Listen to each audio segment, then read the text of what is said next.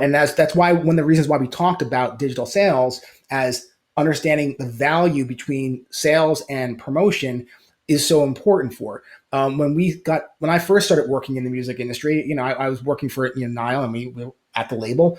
And when I got there, I didn't know anything about digital sales. I didn't know anything about digital distribution.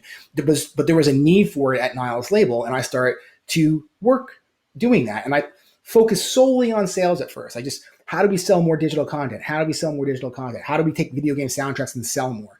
And that's all I focused on for a really, really long time.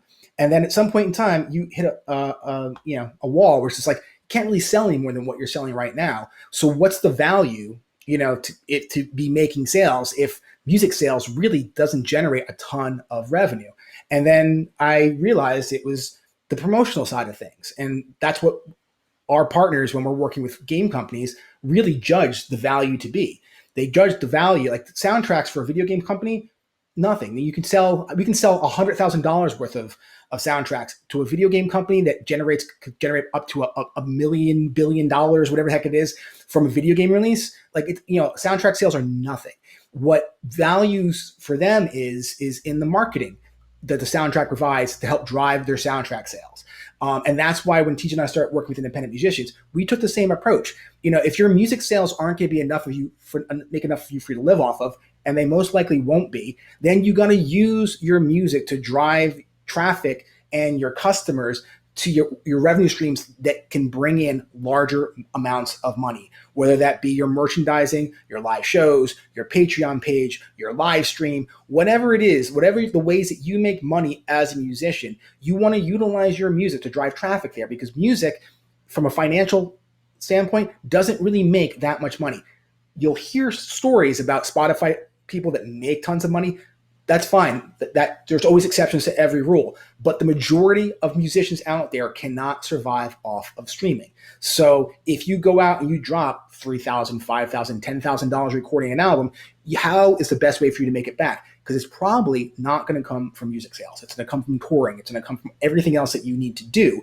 So that's why when we tell you to take that music and give it away as a promotional item and get that customer into your pipeline to where they're part of your community and you can nurture that relationship, and then work on beginning to sell them a t-shirt, a ticket to a show, get them to start subscribing to your Patreon page, because then you can start making money back incrementally in ways that actually pay off better than the 0.00078 of a cent that you're going to get from a Spotify playlist or any other streaming service.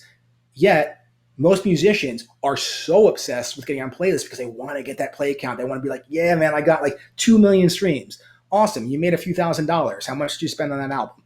It's and not to belittle that, but if you want to really do this full time, you need to make money that's enough to cover not just the expense, but then to generate above that. So eventually you get to the point where the money that you're bringing in covers your rent, your medical insurance, your food, dates with your significant other, whatever it is that's important in your life.